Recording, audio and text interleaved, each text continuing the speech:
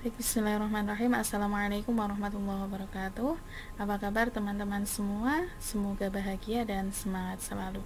Pada kesempatan kali ini saya akan menyampaikan materi tentang perbedaan individu. Nah, dalam konteks pendidikan, perbedaan individu berarti membahas tentang perbedaan masing-masing perseorangan peserta didik. Nah, ini nanti kita akan membahas yang pertama definisi. Ada definisi dari perbedaan individu itu apa, kemudian sumber perbedaannya, selanjutnya adalah ragam perbedaannya itu meliputi apa saja, implikasi perbedaannya apa, dan yang terakhir adalah strategi serta program yang harus dijalankan untuk menghadapi perbedaan individu tersebut. Nah, perbedaan individu ini sendiri tentu saja hal yang tidak dapat dilepaskan ya bagi seorang pendidik. Nah, kalau misalnya kita berbicara dalam konteks lingkungan pendidikan. Nah, jadi perbedaan individu ini hal yang tidak bisa dihindari karena peserta didik itu hadir dari beragam latar belakang ya, baik latar belakang keluarga, latar belakang budaya, dan juga latar belakang intelijensi yang berbeda-beda. Nah, untuk itulah sangat penting bagi kita, yaitu kalian sebagai calon guru, untuk mengetahui teori-teori tentang perbedaan individu, sehingga nanti ketika kalian sudah mengimplementasikannya, ya sudah menjadi guru dan mengimplementasikannya itu dapat dengan mudah. Nah, yang pertama kita masuk pada definisi. Yang pertama adalah definisi perbedaan.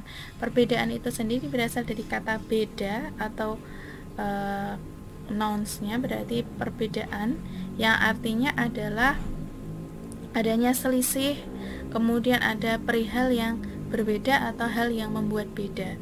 Nah, itulah perbedaan. Jadi sesuatu yang berbeda, ya, hal yang menjadikan berbeda. Yang berikutnya ada dalam bahasa Inggris kata perbedaan itu adalah difference. Ya, perbedaan yang memiliki similarity atau memiliki sinonim dengan kata dissimilarity, kemudian dengan kata distingsi, dan juga kata divergent. Nah, jadi itu ada beberapa istilah dalam bahasa Indonesia dan bahasa Inggris tentang perbedaan. Jadi perbedaan sesuatu hal yang beda, atau dalam bahasa Inggrisnya disebut dengan difference.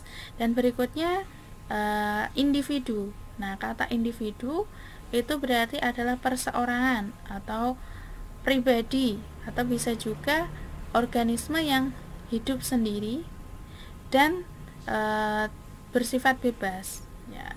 Kemudian dalam bahasa Inggris individu itu berasal dari kata individual. Individual yang berarti perseorangan, ya hampir sama. Perseorangan, kemudian sendiri, memiliki sesuatu yang khas. Nah, itulah yang disebut dengan individu. Maka kemudian perbedaan individu itu dapat dimaknai sebagai perbedaan yang melekat ya pada individu atau antar individu dalam lingkungannya. Nah, yang menjadi kajian dalam psikologi. Jadi perbedaan individu ini termasuk dalam kajian psikologi kepribadian, ya, di mana membahas tentang peran antar individu dalam lingkungannya. Nah, berikutnya perbedaan individu dalam pendidikan itu berarti adalah membahas tentang karakteristik kepribadian peserta didik, ya, yaitu diantaranya adalah jadi masing-masing peserta didik itu kan memiliki karakter kepribadian yang berbeda-beda, dari mulai cara berpikir, kemudian berperasaan, ada juga misalnya terkait dengan tindakannya di dalam kelas, ada juga tentang bakat. Nah, itulah yang menjadi fokus dari perbedaan individu dalam pendidikan. Nah, inti dari definisi tentang perbedaan individu adalah jadi masing-masing orang itu memiliki karakteristik pribadi masing-masing yang bisa jadi berbeda antara satu orang dengan orang lain. Nah, nanti kita akan membahas penyebabnya itu apa, kok bisa sampai terjadi perbedaan. Nah, adapun penyebabnya atau faktor yang menjadikan perbedaan individu tersebut, yang pertama adanya faktor genetik atau faktor bawaan atau faktor keturunan. Yang kedua adalah faktor lingkungan, ya, atau environment. Yang pertama faktor genetik bawaan atau heredity, itu ada pernyataan ya bahwasanya, nah ini berdasarkan riset juga, ketika seseorang itu di dalam kandungan itu memiliki 23 pasang kromosom, yaitu kromosom X dan Y. Nah, nantinya ketika X dan X maka menjadi perempuan dan XY menjadi laki-laki. Nah, inilah yang nanti menjadi cikal bakal perbedaan individu dari segi genetik. Nah, dari aspek atau faktor genetik ini pula yang melahirkan adanya potensi genetik, potensi turunan baik secara fisik maupun mental. Ya, jadi bawaan dari orang tua. Ya, jadi karakter-karakter orang tua ini nanti juga akan melekat dalam diri anak. Di samping karakter ya, yaitu secara mental juga secara fisik. Nanti ada beberapa bagian fisik dari anak yang sama dengan orang tua. Dan yang terakhir itu ada pernyataan bahwasanya genetik itu memiliki ciri khas. Ya. Jadi genetik itu memiliki ciri khas meskipun kita memiliki kesamaan 50% dengan keluarga ya, atau mungkin juga dengan saudara kita, namun 50%-nya lagi itu adalah ciri khas diri kita sendiri yang berbeda dari mereka, kecuali kita memiliki seorang yang kembar identik. Ya, jadi kita memiliki kembaran dan kembar identik itu bisa jadi secara individual itu memiliki karakter yang sama, ya, memiliki kepribadian yang sama. Berikutnya adalah faktor lingkungan. Nah, faktor lingkungan ini terbagi menjadi dua. Yang pertama adalah lingkungan statis dan yang kedua adalah lingkungan dinamis. Lingkungan statis ini berarti lingkungan yang tidak berubah. Ya, diantaranya adalah karena alam, yang kedua adalah karena tempat. Jadi misalkan seseorang ada di suatu tempat tertentu, ya, di mana di tempat tersebut tidak diberikan stimulus untuk berkomunikasi dengan baik dengan orang lain misalkan. Nah, nanti juga akan menjadikan kepribadian yang hampir sama ya, atau samalah, dikatakan sama dengan lingkungan yang dia tempati, yaitu tadi tidak diterapkannya atau tidak memberikan stimulus tentang cara berkomunikasi yang baik, maka secara otomatis kepribadiannya mungkin penggunaan verbal atau bahasanya keras ya, kurang sopan santun dan lain sebagainya. Nah, berikutnya ada lingkungan dinamis. Nah, lingkungan dinamis ini adalah lingkungan yang bersifat fleksibel ya. Itu diantaranya ada status sosial, kemudian ada juga pola asuh orang tua, ada budaya dan urutan kelahiran. Jadi faktor yang menjadikan perbedaan individu itu diantaranya adalah status sosial yang melekat, kemudian ada pola asuh orang tua. Nah, ini juga menjadikan perbedaan individu. Jadi misalkan dibandingkan pola asuh orang tua yang mengajarkan nilai-nilai empati, nah tentu saja nanti menjadikan seseorang itu menjadi peka terhadap hal-hal di sekitarnya. Namun apabila di dalam pola asuh tersebut tidak diajarkan empati dengan baik, nah tentu saja nanti individu tersebut cenderung untuk apatis ya, tidak peduli dengan lingkungannya. Nah, itu diantara faktor-faktor penyebab perbedaan individu. Faktor budaya juga sama ya, budaya. Jadi perbedaan budaya antara masing-masing individu itu juga menjadi faktor yang menyebabkan perbedaan. Nah, berikutnya kita masuk pada ragam perbedaan. Jadi perbedaan individu itu meliputi apa saja? Yang pertama ada ragam perbedaan dari jenis kelamin atau gender. Yang kedua adalah kemampuan intelektual. Yang ketiga ada kepribadian. Yang keempat adalah gaya belajar. Nah, ini bisa kalian temukan dalam buku Sugihartono dan kawan-kawan, dalam bukunya Psikologi Pendidikan. Nah, jadi ada 4 hal. Ya, ada 4 ragam atau macam-macam perbedaan individu. Yang pertama adalah jenis kelamin dan gender.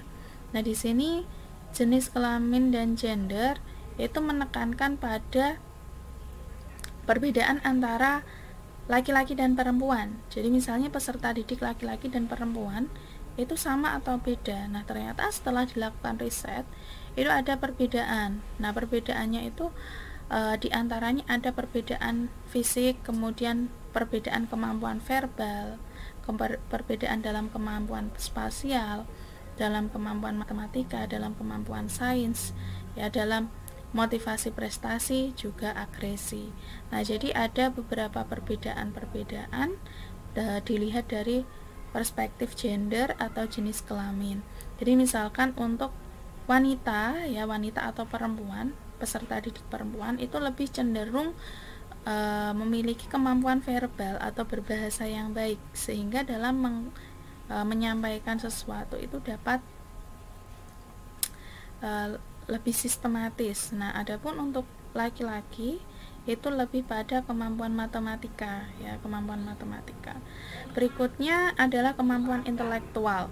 Nah, jadi perbedaan berikutnya, perbedaan individu adalah perbedaan intelektual atau perbedaan kecerdasan. Nah, kecerdasan ini terbagi menjadi 2, yaitu gifted dan retarded.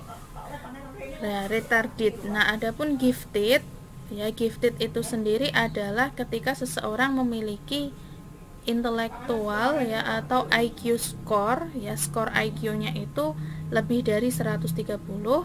Sementara untuk retarded itu adalah ketika seseorang IQ score atau skor IQ-nya itu kurang dari atau sama dengan 70.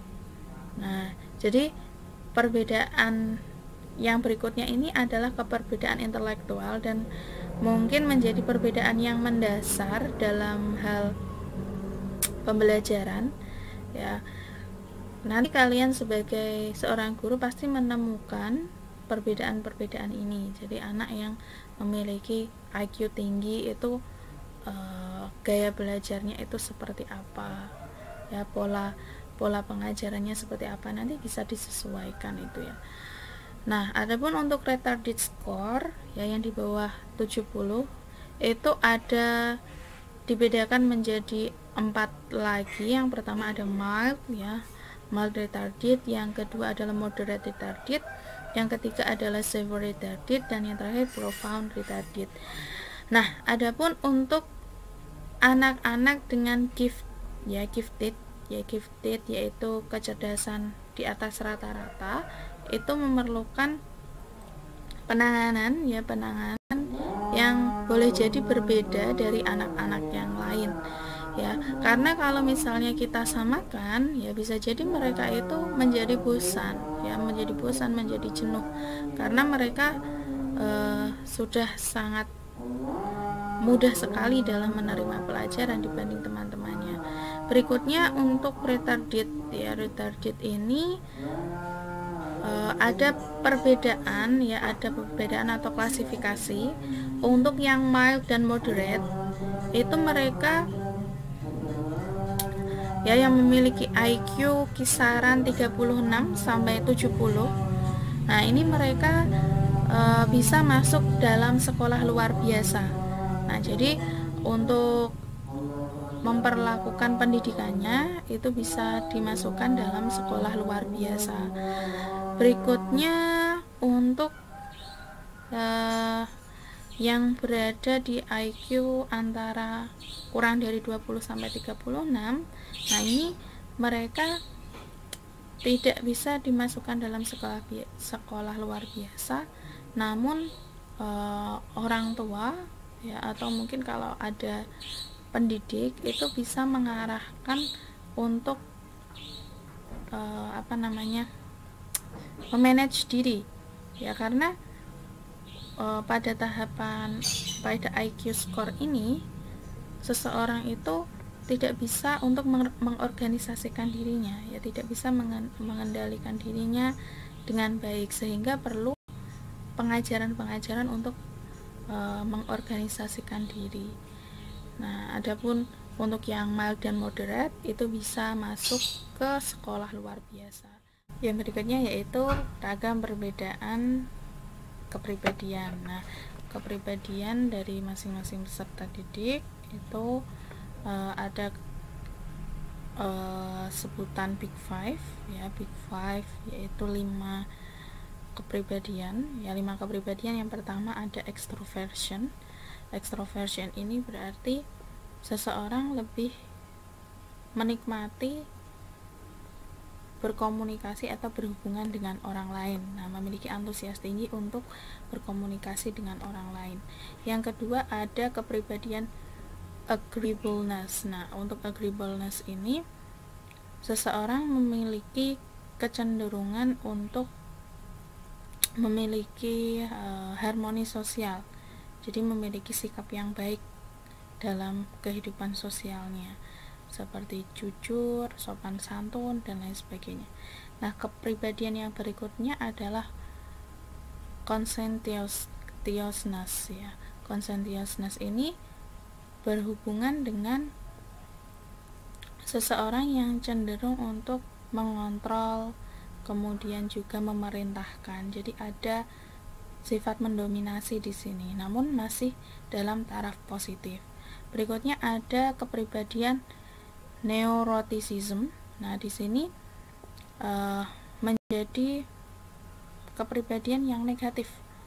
Nah, jadi karena apa? Karena uncontrol, ya, tidak bisa mengontrol adanya emosi.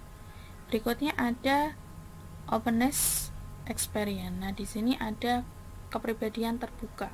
Jadi terbuka secara intelektual, ya, ingin mengetahui hal-hal baru dan terbuka terhadap hal lain seperti seni dan lain sebagainya. Jadi ini kepribadian Big Five.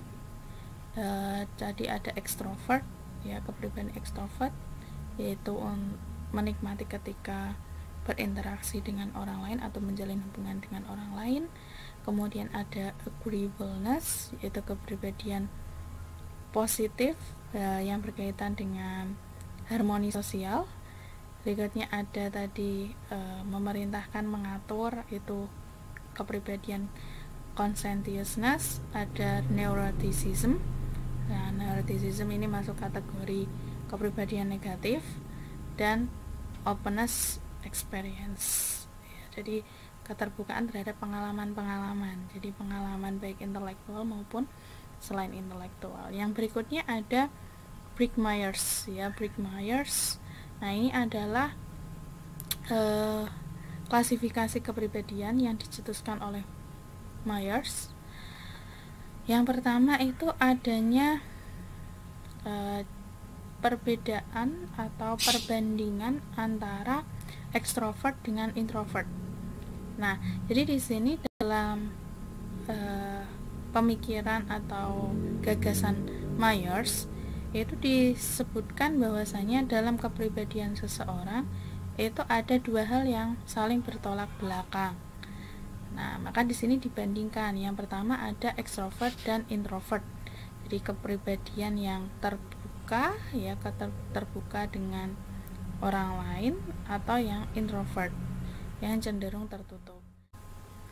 Yang berikutnya yaitu kepribadian sensing, ya, yang dibandingkan dengan intuiting. Nah, kalau sensing berarti adalah kepribadian di mana siswa ini cenderung untuk menggunakan sense, ya, atau indranya dalam menerima pelajaran. Sementara untuk siswa yang menggunakan intuisi berarti lebih pada firasat mereka, jadi menggali hal-hal dengan intuisi mereka.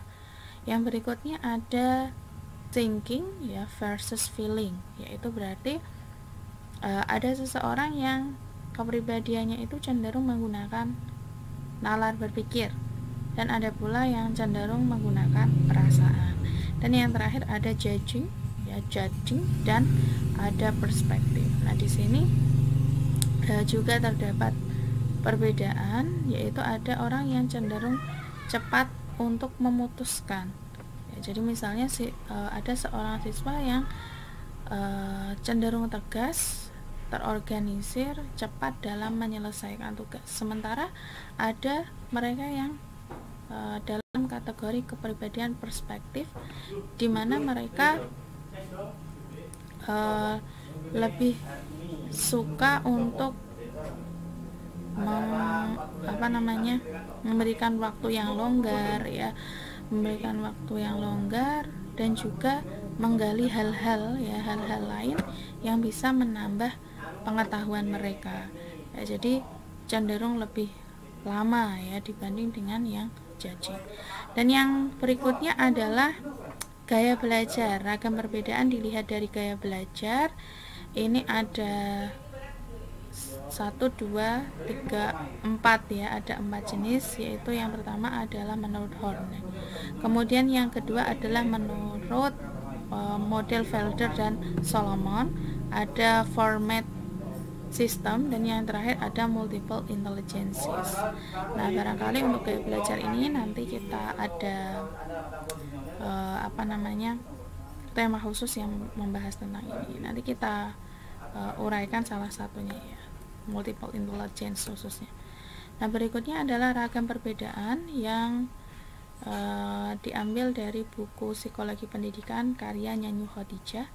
Ini ragam perbedaan individu itu ada dilihat dari aspek biologis. Nah, ini adalah aspek fisik, khususnya adalah aspek fisik yang berkenaan dengan ditunjangnya pelaksanaan pembelajaran, yaitu fungsi mata dan telinga. Nah, ini menjadi penting untuk diketahui seorang guru maupun seorang calon guru, karena nanti barangkali meskipun memiliki fisik yang sama, memiliki 6 indera yang sama, namun bentuk dan fungsinya bisa jadi berbeda. Nah, ada yang misalnya fungsi matanya tajam, namun yang lain tidak. Nah, ini tidak bisa disamaratakan. Guru harus mengetahui kelebihan dan kekurangan dari masing-masing siswa. Nah, berikutnya ragam perbedaan yaitu aspek psikologis. Ini ada perbedaan minat, perbedaan motivasi, dan juga perbedaan kepribadian. Ada juga perbedaan dari intelijensi atau kecerdasan. Nah, untuk intelijensi ini sendiri, ini berimplikasi terhadap prestasi yang nantinya akan dicapai oleh seorang siswa, karena intelijensi ini sangat sangat penting dalam proses dalam pelaksanaan pembelajaran. Diawali dari input intelijensi yang baik nanti akan berdampak pada proses pembelajaran yang lancar dan juga hasil yang memuaskan, yaitu berupa prestasi. Berikutnya adalah bakat. Jadi masing-masing individu itu memiliki potensi yang berbeda-beda. Ada yang bakatnya adalah dalam menulis, ada yang bakatnya menyanyi. Nah, di situ menjadi tugas seorang guru dan calon guru untuk mengetahui minat bakat dari seorang siswa. Berikutnya adalah perbedaan individu dilihat dari gender. Nah, ini tadi sudah kita bahas, yaitu gender laki-laki dan perempuan. Nah, di sini disebutkan bahwasanya untuk perempuan itu lebih condong pada hal-hal yang bersifat verbal atau linguistik bahasa, sementara untuk laki-laki itu lebih condong pada hal-hal yang kuantitatif dan juga spasial. Yang selanjutnya adalah perbedaan individual dari segi etnis, etnis atau suku bangsa. Nah, dalam buku ini diterangkan bahwasanya ada hasil research itu dengan objeknya adalah kinerja siswa, dengan yang dilibatkan itu ada siswa dengan kulit putih, kemudian siswa dari Afrika, dan juga dari Hispanik. Nah, di sini ada kecenderungan bahwasanya siswa yang berkulit putih itu lebih tinggi dalam kinerja ya, jadi dalam pembelajaran di sekolah itu lebih tinggi, sementara untuk yang Afrika itu adalah di bawah kulit putih dan juga di bawah Hispanik. Jadi yang paling rendah itu adalah etnis ya, itu orang-orang Afrika ya, siswa-siswa Afrika itu kinerjanya lebih rendah dibanding dengan yang kulit putih, sementara Hispanik berada di tengah-tengah. Nah, barangkali ini juga menjadi hal yang bisa dipertimbangkan ya, karena masing-masing etnis itu tentu saja memiliki nilai-nilai ya, norma-norma yang mungkin nanti bisa membentuk karakter individu. Nah, jadi ada yang misalkan si A ini dari etnis Jawa, si B ini dari etnis Madura misalkan. Nah, itu ada tradisi-tradisi ya yang mungkin berbeda dan nanti menghasilkan perbedaan individu juga ya. Berikutnya adalah adanya perbedaan sosial ekonomi. Nah, ini hal yang tidak dapat dipungkiri juga, bahwasanya sosial ekonomi yang melatar belakangi seorang siswa itu juga nanti berpengaruh terhadap kepribadiannya ya, kepribadian atau individualnya. Nah, sebagai contoh ini ya, kebutuhan sosial ekonomi yang rendah, diantaranya kebutuhan fisik dan pengalaman yang rendah, kemudian ada juga pola interaksi demokratis yang rendah, penanaman nilai tentang urgensi ilmu dan pendidikan rendah, ini juga nanti mempengaruhi perbedaan individu. Jadi sosial ekonomi ini menjadi ragam dari perbedaan individu itu sendiri. Jadi ada yang mereka sadar akan pendidikan tinggi, kemudian ada juga mereka yang menganggap bahwasanya cukuplah pendidikan sampai sini, tidak perlu tinggi-tinggi. Nah, itu nanti kalian juga harus memahami beragam perbedaan tersebut. Kemudian ada ragam perbedaan lagi yang ditulis oleh John Wiesenthrock ya, Stanthrock dalam bukunya Educational Psychology. Di situ disebutkan ada tiga ragam perbedaan, yaitu intelijensi, yang kedua adalah gaya belajar dan berpikir, dan yang ketiga adalah kepribadian atau personalitas dan temperamen. Nah, adapun ragam perbedaan yaitu intelijensi, di sini intelijensi siswa ya itu dapat dilakukan tes ya, baik individual maupun secara kelompok ya, untuk mengetahui tingkat intelijensinya adalah dengan dilakukannya tes. Kemudian terkait dengan intelijensi ini sendiri dikenal dengan adanya multiple intelligences. Nah, multiple intelligences itu apa? Itu adalah intelijensi yang tidak hanya satu, jadi ada banyak intelijensi dalam diri seorang siswa. Nah, ini ada triarchik yang dicetuskan oleh Sternberg, yaitu ada tiga intelijensi. Yang pertama adalah intelijensi analitis, intelijensi kreatif, dan intelijensi praktis. Sementara menurut Gardner itu ada 8 intelijensi majemuk, yaitu adalah intelijensi verbal atau bahasa, logika, kemudian musik, kinestetik, intrapersonal, interpersonal, dan naturalis. Jadi itu ragam perbedaan intelijensi menurut Sternberg dan juga menurut Gardner. Yang berikutnya ada ragam perbedaan, yaitu dari gaya belajar dan berpikir. Jadi masing-masing siswa itu memiliki gaya belajar tersendiri dan gaya berpikir tersendiri. Untuk gaya belajar dan berpikir itu ada yang bersifat impulsif dan ada juga yang bersifat reflektif. Untuk impulsif itu cenderung lebih cepat ya, jadi Misalnya ada siswa yang kita beri tugas, kemudian dengan cepat sudah dikumpulkan. Nah, ini berarti gaya belajarnya adalah gaya belajar impulsif. Mereka cenderung mengambil keputusan dengan cepat dan melaksanakan dengan cepat.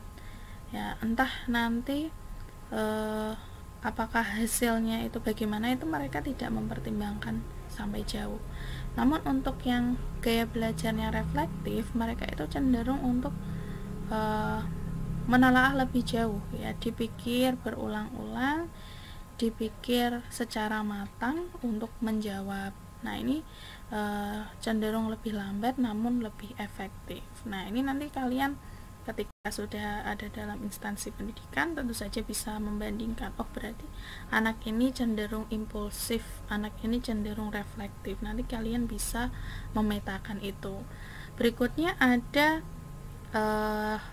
gaya belajar deep dan juga surface. Nah, untuk deep ini berarti gaya belajar yang bersifat mendalam, sementara surface itu berarti bersifat pasif.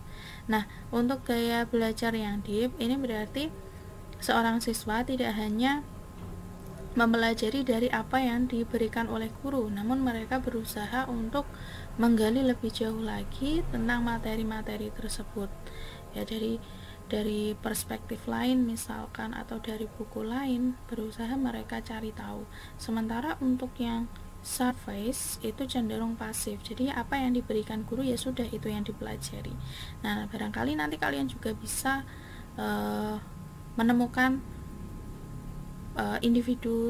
kepribadian individu yang seperti ini ya, dari siswa kalian.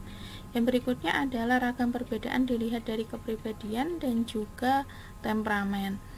Untuk kepribadian itu ada seseorang tidak hanya dilihat dari sifat tertentu, namun dipengaruhi oleh keterlibatan situasi. Jadi kepribadian, taruhlah contoh adalah kepribadian introvert dan ekstrovert. Mungkin kalau misalnya kita lihat ya, ekstrovert lebih baik daripada introvert. Namun ya, kalau misalkan kita kita dapat menganalisis lebih jauh, nah keduanya ini melaksanakan fungsinya dengan baik sesuai dengan kondisinya. Jadi misalkan untuk yang ekstrovert, mereka lebih mudah untuk menerima pelajaran atau belajar ketika bersama dengan yang lain. Sementara untuk yang ekstrovert, introvert, mereka lebih mudah belajar ketika menyendiri. Nah, jadi mereka memiliki performa atau penampilan sesuai dengan kondisi yang mendukung dari kepribadiannya tersebut. Jadi keduanya sama-sama positif ya, sama-sama positif. Berikutnya adalah temperamen. Nah, temperamen ini maksudnya adalah cara peserta didik atau siswa dalam merespon seseorang. Jadi dalam merespon guru misalkan, merespon pembelajaran dari guru itu ada yang sulit, kemudian ada juga yang mudah, ada juga yang lambat. Nah, ini juga nanti menjadi PR untuk kita semua ya, bagaimana mengenali kepribadian temperamen ini. Selanjutnya yaitu implikasi perbedaan. Jadi perbedaan individu ya yang memiliki perbedaan tadi ya, kita sudah menyebutkan ada perbedaan intelijensi, perbedaan gender, kemudian perbedaan kepribadian, itu pasti memiliki dampak ya atau implikasi, khususnya adalah bagi guru ya, sebagai orang atau seseorang yang terlibat langsung dengan siswa dan menjadi fasilitator mereka. Nah, di antara implikasinya itu adalah guru harus membuat variasi metode dan media pembelajaran.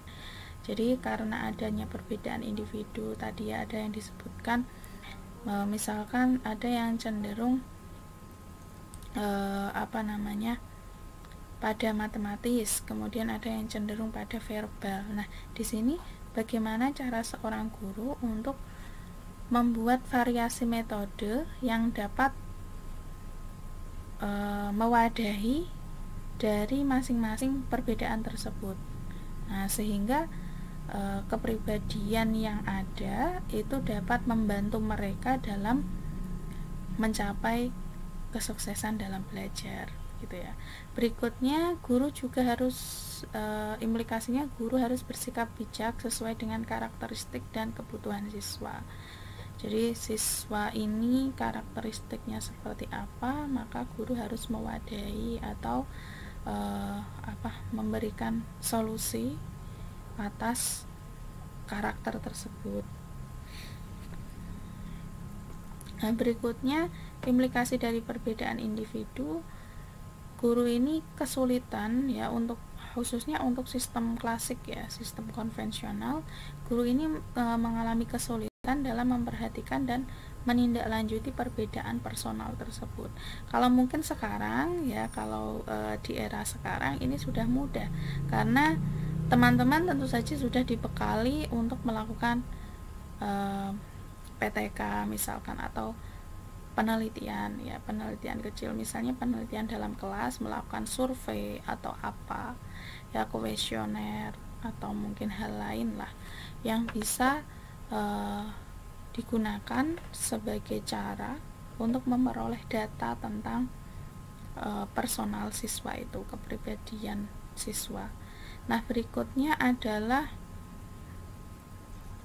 terjadinya kesenjangan antara terlalu banyak perbedaan siswa dengan tanggung jawab guru. Jadi tanggung jawab guru adalah mengajar ya, mengajar satu mata pelajaran misalkan, namun dihadapkan dengan perbedaan individu yang kompleks. Jadi dalam satu kelas barangkali berbeda semua ya, berbeda semua gaya belajarnya, berbeda semua kepribadiannya. Sementara guru harus menyampaikan satu mata pelajaran dan diharapkan ya, dari perbedaan-perbedaan tersebut mereka dapat menangkap dan juga ada sesuatu yang dihasilkan dari pelajaran itu. Nah, ini menjadi PR tersendiri bagi guru. Berikutnya strategi pembelajaran. Nah, strategi pembelajaran ini dengan cara mempelajari pola interaksi siswa. Nah, jadi pola interaksi siswa dengan teman sebayanya, kemudian juga dengan orang dewasa ya, selain misalkan guru ingin mengetahui pola interaksi siswa dengan orang dewasa lain, misalnya dengan orang tua mereka, kemudian dengan tetangga misalkan. Nah, itu dipelajari ya, misalnya untuk anak ini ternyata interaksi dengan temannya itu hanya sebatas pelajaran ya, sebatas ketika ada pelajaran bertanya sudah. Nah, sementara untuk hal-hal yang lebih jauh tidak disebutkan. Nah, berarti ini menunjukkan sikap introvert dan lain sebagainya. Nah, itu bisa dipelajari dari pola interaksi yang dihasilkan siswa. Kemudian merencanakan keterlibatan dan kesuksesan siswa. Nah, merencanakan keterlibatan dan kesuksesan mereka ini bisa disiasati dengan cara membuat konten pelajaran yang berkualitas tinggi. Nah, sebagai poin utama diskusi. Nah, ini sebagai upaya untuk merencanakan keterlibatan dan kesuksesan. Jadi dengan adanya materi pelajaran yang kualitas tinggi ya, high quality, itu nanti tanggapan atau respon siswa itu bagaimana ya. Jadi dengan cara parameternya adalah materi kualitas tinggi. Nanti akan diketahui misalnya untuk ternyata setelah saya menerapkan diskusi dengan tema atau materi kualitas tinggi, hanya 1-2 anak yang merespon. Berarti 1-2 anak ini bisa dinyatakan memiliki IQ yang lumayan misalkan. Jadi dari situ bisa disimpulkan nanti. Kemudian menggunakan pertanyaan terbuka. Nah, ini juga bisa menjadi strategi untuk menarik keterlibatan siswa. Jadi pertanyaan-pertanyaan terbuka yang bisa dijawab oleh semuanya ya, terkait dengan pelajaran, itu nanti bisa menjadi salah satu upaya guru dalam menghadapi perbedaan-perbedaan individu. Nah, jadi dari bisa digunakan cara tersebut. Selanjutnya, strategi pembelajaran yang dapat dilakukan oleh guru adalah dengan melaksanakan beragam multi, ya, seperti multimedia, kemudian multi metode, kemudian juga multi multi model dan lain sebagainya. Berikutnya juga dengan melaksanakan gaya pembelajaran dan juga memberikan pengalaman pembelajaran yang disesuaikan dengan masing-masing perbedaan individu tersebut. Selanjutnya program pembelajaran. Nah, program pembelajaran yang dapat dilakukan yaitu ada 6 jenis di sini yang saya cantumkan. Yang pertama adalah adanya program remedial, kemudian pengayaan, dan juga program akselerasi. Nah, program remedial ini sendiri dapat dilaksanakan apabila ternyata ada siswa yang kurang memenuhi standar minimal capaian pembelajaran. Nah, ini nanti bisa dilakukan remedial. Kemudian ada pengayaan. Nah, pengayaan ini bisa memberikan materi-materi yang bisa memperkaya dari yang sudah standar itu tercapai. Kemudian ada akselerasi. Nah, ini ketika akselerasi atau percepatan ini adalah ketika seorang siswa sudah melebihi standar, ya, sudah melebihi standar dari semua mata pelajaran, itu bisa masuk program akselerasi. Nah, karena disesuaikan dengan kemampuan intelijensinya. Berikutnya adalah dengan pengajaran terprogram. Nah, pengajaran terprogram ini ada yang bersifat linier, ada yang bersifat bercabang.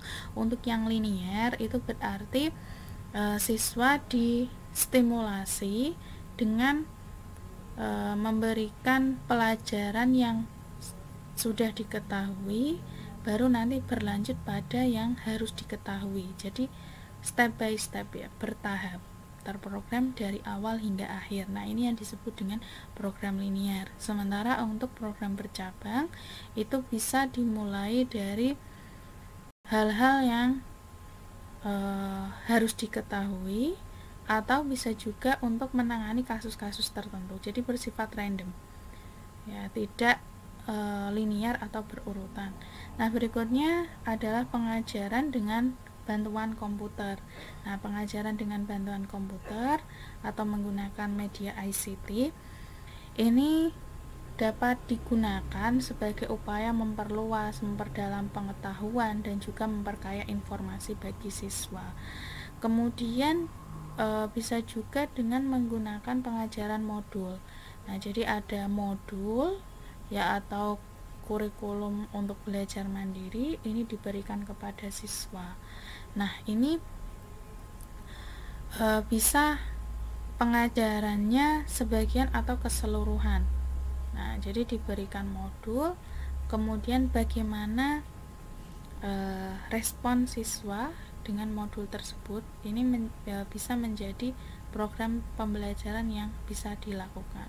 Nah, ini barangkali untuk pengajaran modul itu bisa dilakukan apabila seorang siswa ini cenderung memiliki intelijensi yang lumayan bagus dan juga memiliki kemandirian yang tinggi. Ini bisa diterapkan pengajaran menggunakan modul. Berikutnya ada sistem kontrak. Jadi program pembelajaran dengan sistem kontrak, baik kontrak belajar, kemudian juga kontrak tugas, kontrak pertemuan, dan lain sebagainya. Dan berikutnya ada sistem color. Nah, sistem color ini pengajaran individual yang tergantung pada level kecepatan masing-masing. Nah, ini untuk sistem Keller ini diterapkan pada peserta didik di perguruan tinggi. Jadi mereka pengajarannya itu tergantung pada level kecepatan masing-masing, sehingga nanti mereka juga akan bisa mengambil mata kuliah yang lain. Nah, jadi sistem Keller ini mewadahi